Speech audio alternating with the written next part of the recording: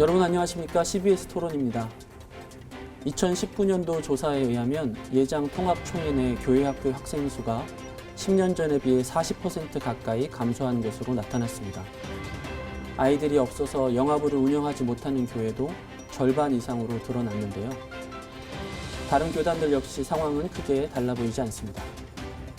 또 코로나19로 인해서 교육부서의 대면 예배 진행이 거의 불가능해지고 다음 세대 신앙교육이 말 그대로 빨간불이 켜진 상황입니다. 오늘 CBS 토론에서는 가정의 달을 맞이하여서 위기를 맞은 교회 학교의 상황을 짚어보고 이를 극복하기 위한 방안을 모색해 보도록 하겠습니다.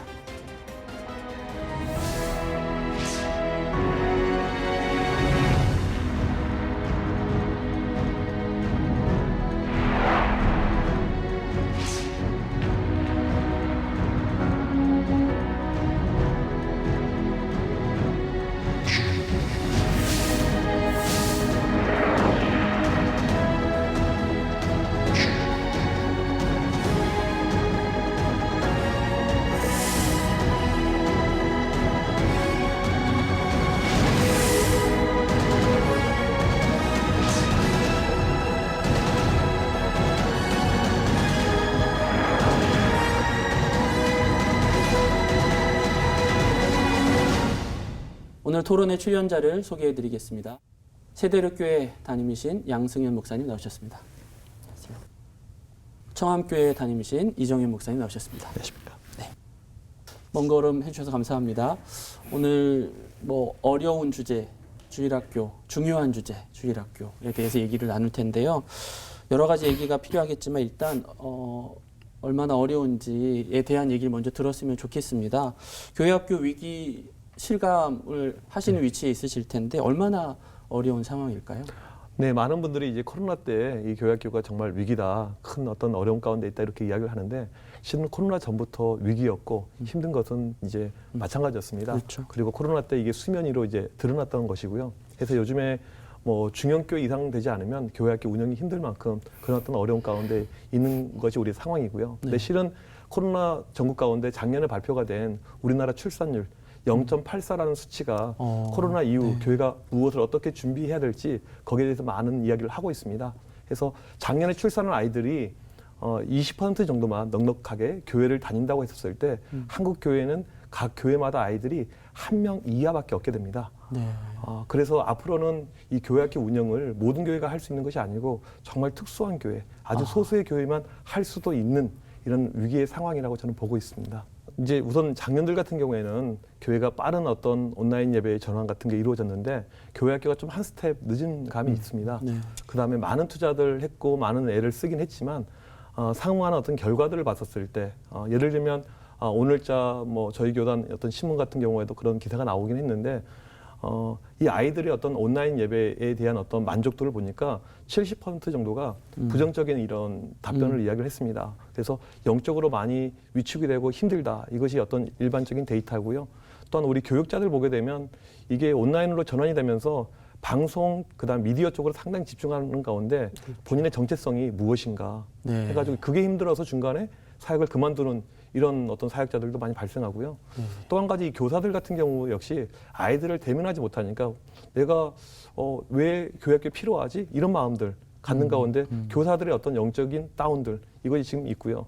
지금 가장 큰 문제는 무엇이냐면 아이들이죠. 그래서 부모가 그나마 좀 붙잡아주는 이런 가정들은 괜찮지만 부모가 믿음이 약하거나 부모가 교회를 다니지 않는 이런 아이들 같은 경우에는 속수무책으로 지금 방치가 되고 있는 이런 현실을 보고 있습니다.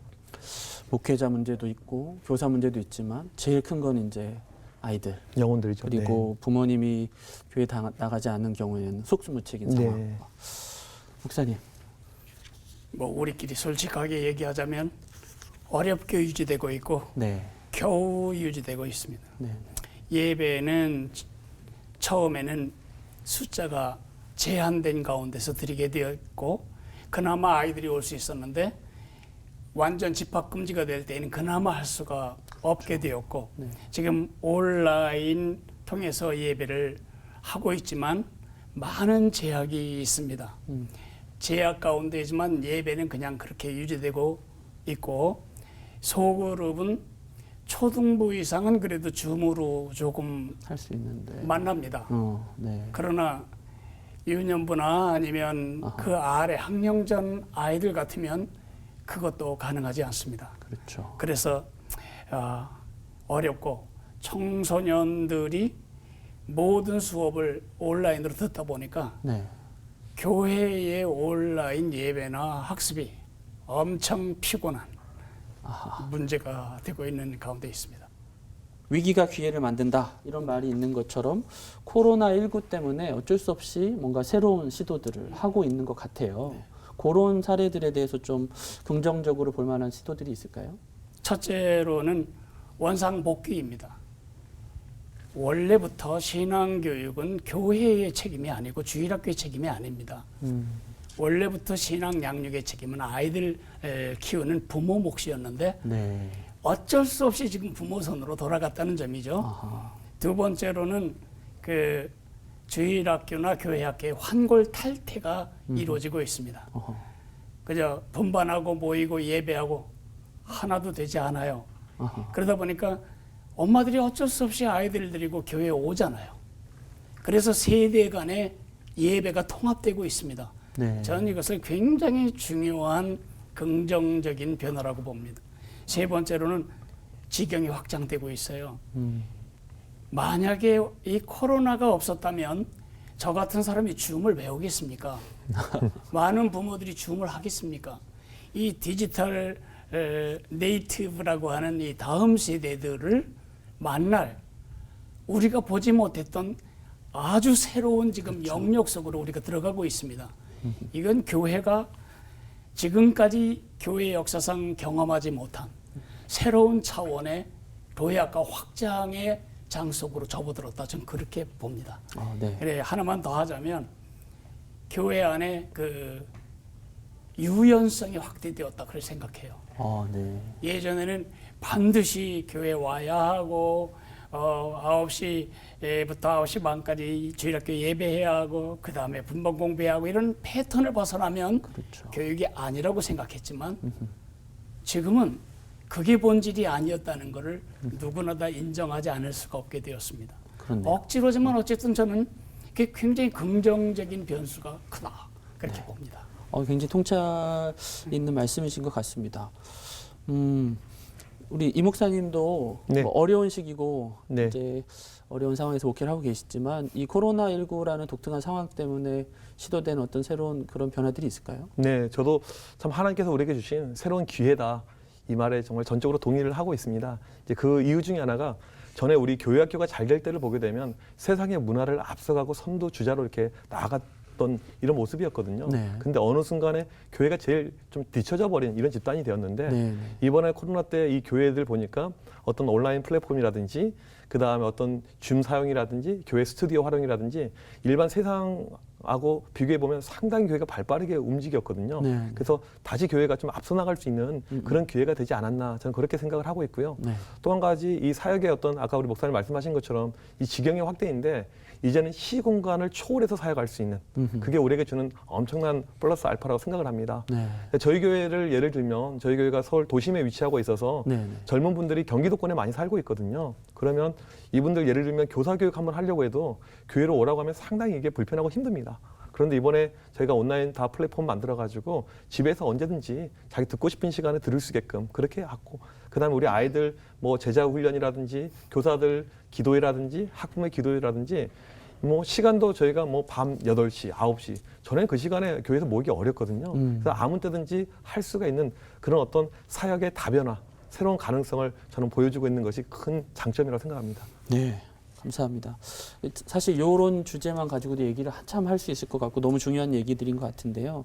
짧은 시간 안에 얘기를 다루려 보니까 더 깊게 못 들어가는 게 좀 아쉽긴 한데 근데 지금 그런 긍정적인 변화 시도가 예를 들어 이제 조금 더 구체적인 현장으로 들어가면 큰 교회나 어떤 그런 장비랄까 예산이랄까 이런 게 갖춰진 데는 쉬울 것 같은데 미자립 교회 같은 네. 뭔가 이렇게 규모나 인력이나 이런 게 좀 없는 교회는 조금 어렵지 않나 그런 네. 생각도 드는데요. 네, 실제로 이번 코로나 때 가장 크게 타격을 받은 교회들이 좀 작은 교회들 또 자립하기 어려운 교회들. 그러니까 전에는 그나마 얘들 한 5명, 6명이라도 교사들이 좀 인도했는데 그나마 못하면서 상당히 큰 어려움 가운데 있었거든요. 근데 저는 이것도 우리가 좀 생각하기 나름인데 라는 그런 마음이 듭니다. 무슨 말이냐면 만약에 누군가에게 저에게 이 시국에 개척을 한다면 어떻게 하겠습니까? 라고 질문한다면 저는 이렇게 이야기를 할 것 같아요. 저는 교회학교 그 교사라든지 교회학교 어떤 교육 시스템, 그 다음에 뭐 부장, 교육자 그것 없이 가능한 개척이 가능하다. 저는 그렇게 이야기를 합니다. 그 이유가 무엇이냐면 지금 교회들의 어떤 온라인 콘텐츠가 다 공개가 되어져 있어요. 네. 그러니까 굳이 작은 교회들이 그걸 따라갈 필요도 없고 애써서 만들 필요도 없고 만들기도 어려울 뿐더러 충분히 기존에 있는 것을 우리가 공유해서 사용하면 어느 교회든지 가능할 수가 있고요. 그 다음에 조금 더 아이디어를 뭐 갖자면 이미 만들어진 소스에 상대방 교회의 동의를 구하고 그 다음에 우리 걸로 조금 변형해서 사용할 수 있는 부분은 충분히 가능하다고 생각합니다. 그래서 이 온라인상에 있는 많은 자료들을 작은 교회들이 충분히 이용하기가 용이한 시대가 되었기 때문에 할 수 있다고 저는 보고 있습니다. 네. 목사님 어떻게 보시나요? 작은 교회들 참 고전분투하고 있는데요. 네.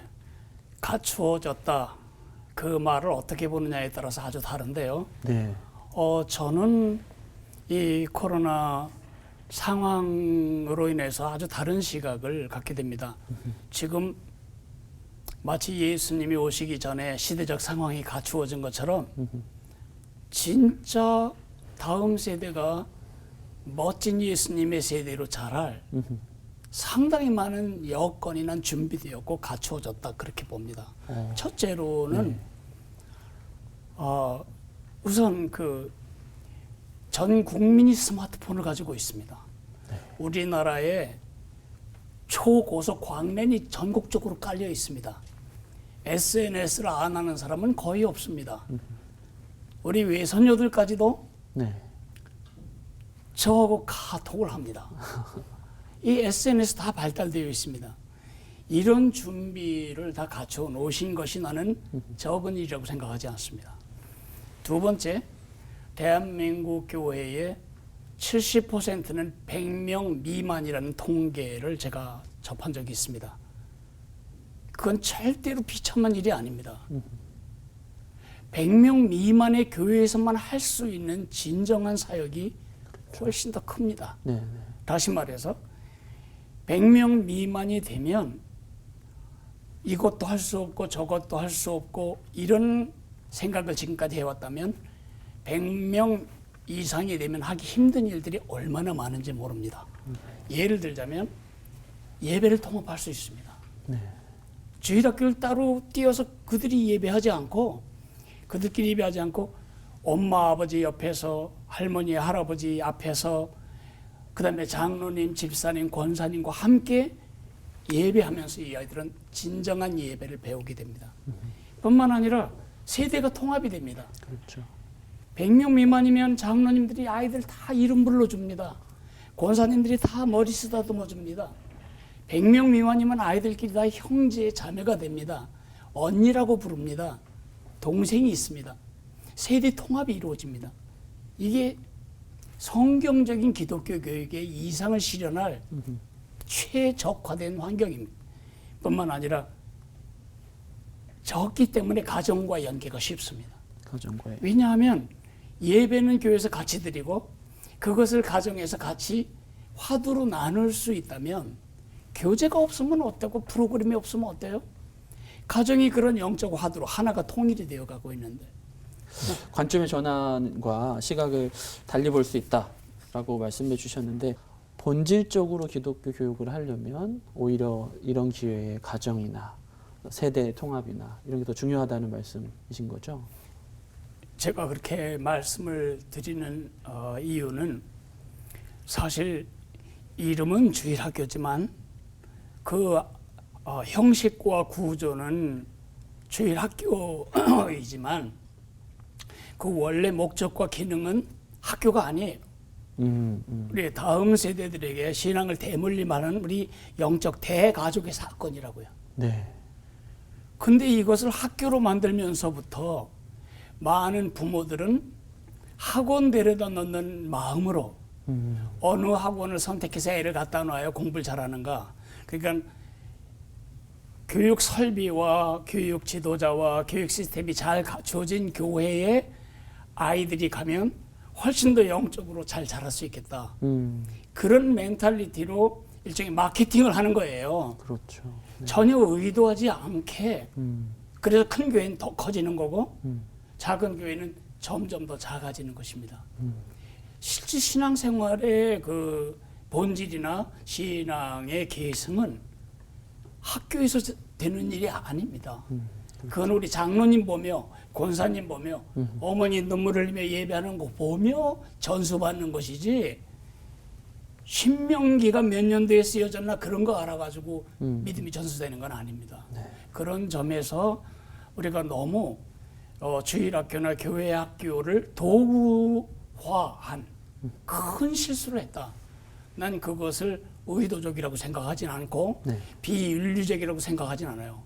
그런데 어른들을 데려오려면 아이들을 잡아야 돼요. 아주 상스러운 표현으로 하자면 아이들을 인질로 붙잡고 있으면 어른들이 머물러요 거기에. 그러니까 교회의 확장, 교회의 유지를 위해서 점점 더 주일학교 교육이 도구화되고 마케팅화되는 그 측면을 우리가 절대 부인할 수가 없어요. 네. 다 그런 건 아닐지라도. 네. 네. 아주 중요한 지적을 해주신 것 네. 같고요. 주일 학교, 학원화된 주일 학교 굉장히 이렇게 와닿는 것 같습니다. 같은 맥락인 것 같은데요. 결국 교회가 이제 공동체인 건데 어떻게 보면 이제 개 교회끼리 이 교회, 우리 교회, 우리 학교, 우리 주일 학교가 더 좋습니다. 이렇게 경쟁하는 게 아니라 네. 어떤 교단이나 공교회적으로 서로 더 좋은 양질의 컨텐츠를 만들기 위해서 협력하고 공유하고 어떤 그런 체계적인 변화가 필요하지 않나 이런 네. 얘기들도 있거든요. 네. 그런 부분에 대해서 어떻게 생각하시나요? 그러니까 아까 우리 양 목사님 잘 지적해 주셨는데요. 지금 한국교회 어떤 이제 문제가 어디 있냐면, 그러니까 교단 중심으로 가서 교단에서 교육 콘텐츠를 개발하고 이것이 개교회에 뿌려지고 나가는 지금 시스템이 아니거든요, 실은요.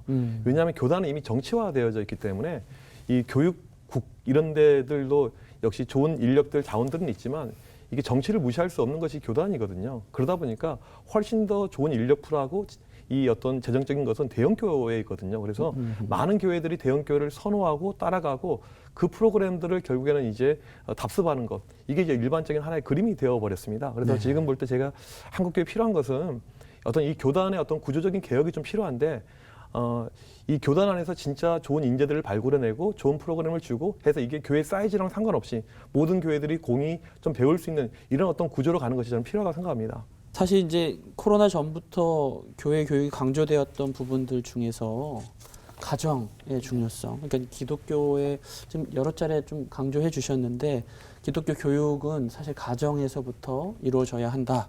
이런 문제의식이 이루어져 왔는데요. 이런 상황이 되고 나니 더욱 중요해진 것 같습니다, 목사님. 어떻게 보시나요? 그 뒤에 얘기를 먼저 앞으로 꺼내서 하자면 정말 교회 교육을 제자리에 놓기를 원한다면, 아니면 교회 교육이 정상화되기를 원한다면, 강화되기를 원한다면 반드시 가정의 교육적 기능을 돌려줘야 돼요. 가정이 다음 세대에게 믿음을 대물림해주는 1번지 교육기관이고 부모가 1번지 교육자로 서려면 교회는 두 갑절이나 더 교회 교육을 강화해야 돼요. 아하. 왜냐하면 모든 부모들이 다 그렇게 할 수 있는 능력이 있지 않아요. 교회에 나온다고 해서 그 탈 수 있는 것도 아니에요. 그냥 교회 나오는 사람일 뿐이지 실제 삶이 전혀 연동이 안 될 수 있어요. 그런 점에서 모든 가정이 자녀들에게 영적인 양육을 시킬 준비가 안 돼 있다는 점, 그리고 많은 아이들은 안 믿는 집에서 나온다는 점. 그러니까요. 네. 그러면 교회는 이제 학교가 돼서는 안 되고 제2의 영적인 가정이 돼야 되고 제2의 부모가 돼야 되는 거죠. 그러니까 교회가 교육을 우리에게 주시오, 우리가 멋지게 키워드리겠습니다 하면서 망가진 교육은 당신들이 주라는 걸 우리가 잊었습니다. 우리가 당신들이 할 수 있도록 돕고 지원하고 후원하겠습니다. 가이드해드리겠습니다. 이렇게 나올 때 교회는 진짜 바빠지는 거예요. 네. 두 가지를 다 해야 되니까. 그렇죠. 그렇겠네요. 전 그래서 둘 다 사는 방법은 부모를 세우는 일이다. 그렇게 생각합니다. 목사님께 조금 더 구체적인 얘기 여쭤보고 네. 싶은데요. 어떤가요? 교회 부모 교육 중요한 거 우리가 강조할 필요가 없는데 네. 실제로 하시면서 그러니까 우리 목사님께서 오늘 거기에 대해서 핵심 포인트를 잘 양 목사님께서 말씀해 주셨어요. 그래서 성경에서 분명히 신명기 6장에서 이 아이들 교육에 대한 모든 책임은 부모에게 주셨거든요. 한 번도 뭐 교육 전도사, 교사들 성경에 그런 말씀 안 나와 있습니다. 그럼에도 불구하고 이게 산업화, 도시화되면서 결국에는 이런 구조로 가버렸거든요, 지금이요. 그래서 하나님께서 우리를 다시 원래 모습으로 만들어 노는 이런 이제 좋은 기회가 되는데 재미난 것은 무엇이냐면요. 그전에는 가정 그렇게 관심 없더니 이 상황이 터지니까 이제 교회들이 이제서 가정으로 가자 이렇게 했는데 중요한 것은 무엇이냐면 이제 결과예요. 그래서 제가 많은 교회들이 이번에 뭐 가정 예배부터 해서 여러 가지 가정 이렇게 세우고 하는 것들 봤더니 제가 알기로는 거의 다 실패로 돌아갔습니다. 실패로 돌아갈 수밖에 없었던 이유는 무엇이냐면요. 이것도 목사님께서 아까 말씀해 주셨는데 부모들이 준비가 안 돼 있어요. 그러니까 무엇이냐면 신앙적인 어떤 성숙도가 전혀 없고요. 그다음에 자녀를 어떻게 키워야 될지 이것을 성경적으로 배워본 적도 전혀 없습니다. 또 한 가지 우리 사회가 젊은 부모일수록 많이 바빠요. 그러니까 우리 남편들 같은 경우는 늦게 퇴근해서 그 피곤한 몸을 가지고 아이들을 양육하는 것 자체가 이건 생각하기도 싫은 것이고 그 다음에 또 부인들 같은 경우도 애들이 학교도 안 가니까 집에서 하루 종일 씨름하다가 또 영적인 것까지 하라고 하니까 이건 너무너무 어려운 것이죠. 그래서 지금 이때 어떻게 보면 패러다임을 전환해야 되는 저는 딱 그 타임이라고 생각하는데요. 지금 주일학교, 교회학교 이 학교보다는 필요한 것은 굳이 학교가 필요하다면 부모 학교. 그러니까 부모를 세우는 것을 해야 되는데 기존에 있는 부모들 하게 되면 많이 좀 늦을 수가 있습니다. 그래서 오히려 지금 자라는 청년들, 그러니까 처음부터 아예 임신했을 때부터 어떻게 양육할지, 태어나면 어떻게 키워야 될지, 한국 교회가 이제 시작한다는 이런 마음을 가지고 우리 젊은 부모들부터 시작을 하고요. 물론 이제 나이 든 부모라고 해서 절대 늦은 법은 없다고 생각합니다. 하지만 그들에게도 역시 동일하게 부모 학교들을 교회들마다 연령별로 잘 세팅해가지고 지금부터라도 가정에서 자녀들에게 어떠한 것을 줘야 될까? 교회가 지금 거기에 많이 투자해야 되고 거기에 집중해야 될 때라고 저는 생각합니다. 흔히 가난한 성도라는 말 저희가 하는데 청년 세대로 가면 이제 자연스럽게 교회 학교로부터 멀어지고 교회 신앙으로 멀어지고 그런 경우들이 좀 심각하게 얘기되고 있는데 청소년까지 잘 되다가 성인 돼서 안 되는 이런 현상이 더 어려지기도 하는지 그리고 그렇지 않고 어렸을 때 신앙이 계속해서 이어질 수 있도록 하려면 어떻게 해야 하는지 그런 질문들이 있거든요. 어떻게 하면 좋을까요? 그건 진짜 힘든 질문인데요. 네. 힘든 질문인 이유는 이 주일학교의 구조적인 문제예요. 우리 아이들이 주일학교에 들어오면서부터 공동체의 중심에서 밀려나 있다고요. 항상 공간적으로 교육관으로 가야 되고 지하로 내려가야 되고 그죠? 공간적으로 구분될 뿐만 아니라 시간적으로 공동체와 분리돼요. 그리고 이 아이들은 항상 우리 사역의 대상일 뿐이에요. 교회에서 항상 그들은 배움을 받아야 하고 도움을 받아야 하고 섬김을 받아야 하는 대상이라고요. 한 번도 이 아이들이 공동체의 중심에서 주역으로 자란 적이 없어요. 딱 한 번 인정받는 때가 있다면 세례받을 때만 공동체 일원으로 인정해요. 그 아이들이 투표로 온 적이 있습니까? 교회가 어떻게 돌아가는지를 알길 합니까? 교회가 뭘 근심하며 지금 기도하는지 알길 합니까? 그들은 완전히 교회 안에 사는 난민촌의 사람들 같아요. 그러니까 우리는 성도, 우리의 내일을 이어갈 우리의 미래 성도를 주일 학생으로 키워온 거죠. 그러니까 주일 학생 특징이 뭐냐면 유치부는 유치부의 입맛에 맞고 눈높이에 맞는 예배, 유년부가 되면 그들의 입맛과 기호에 맞는 예배, 초등부, 중등부, 고등부 다 그들의 입맛과 기호와 그들의 비위에 맞는 사역을 제공받았어요. 네. 언제나 고객이셨어요. 음. 근데 어느 날 벼랑간 고등학교를 졸업할 때 되니까 이제 예배 나와. 안 맞아요. 입맛에 안 맞아요. 영적 입맛에. 찬양도 자기들이 그 지금까지 불렀던 찬양과 너무 달라. 그리고 아주 구태의연해 보여. 목사님 설교는 길고 자기들 이게 코드에 안 맞아. 떠나는 거죠. 그러니까 전혀 의도하지 않았어요. 우리의 의도는 아이들이 건강한 예수의 제자로 자라게 해야 되겠다 생각하고 그 비싼 돈 들여서 교육관도 지어줬고 좋은 사역자 모셔다가 했는데 전혀 의도하지 않는 결과가 뭐냐면 교회를 허는 문제가 되었어요.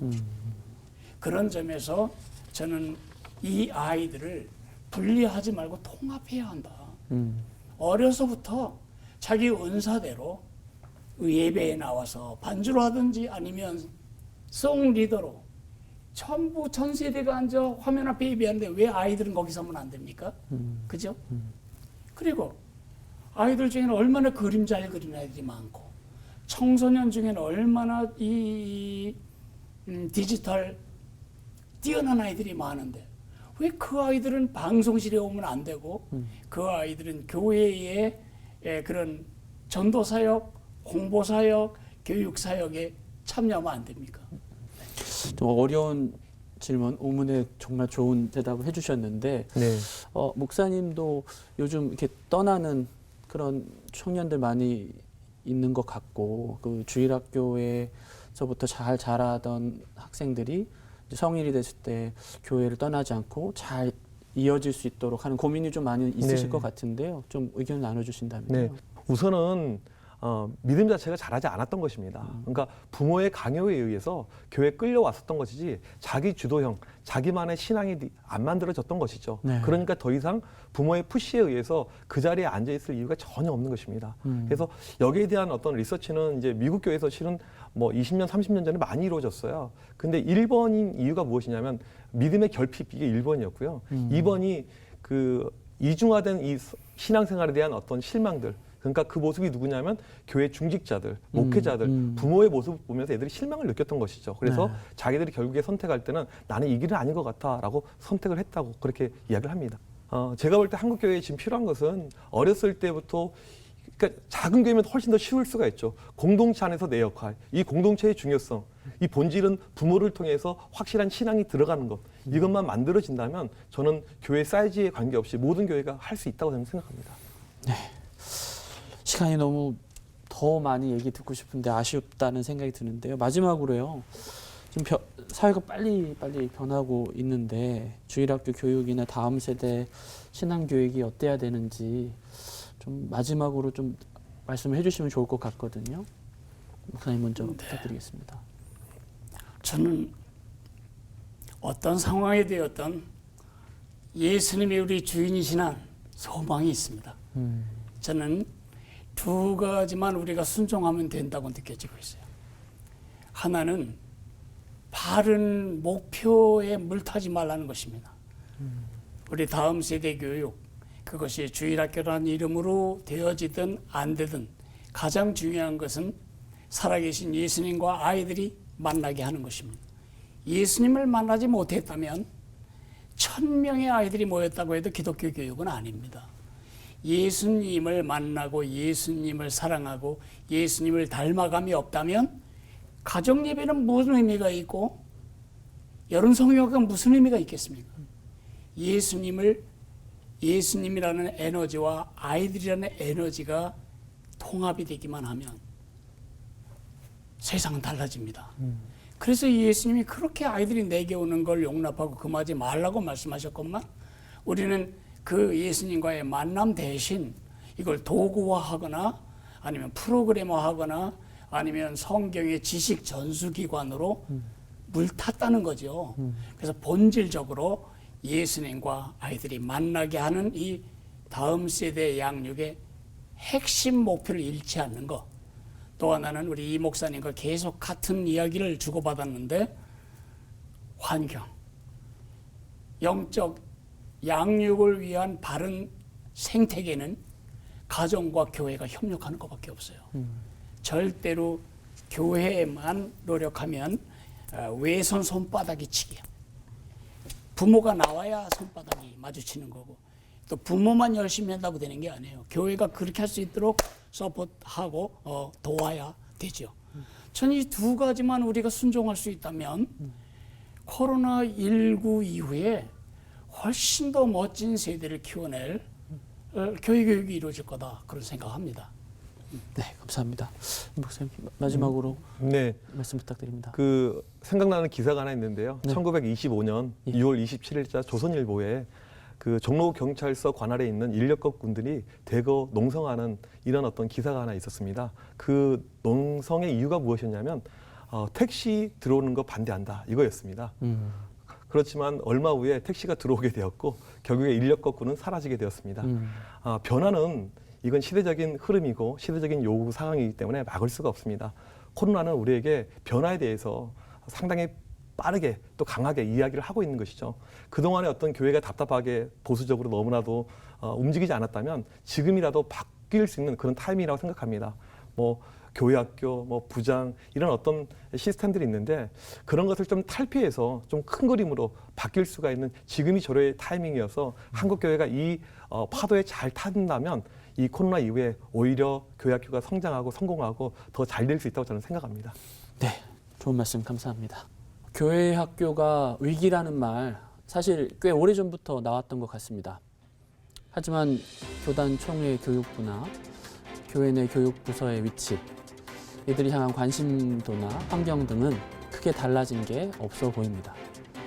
코로나19로 어느 때보다 급격한 변화를 경험하고 있는 지금, 변화하는 환경에 빠르게 적응하는 아이들만큼이나 다음 세대 복음화를 위한 어른들의 과감한 투자와 협력이 시급해 보입니다. 오늘 CBS 토론은 여기까지입니다. 시청해주신 여러분 고맙습니다.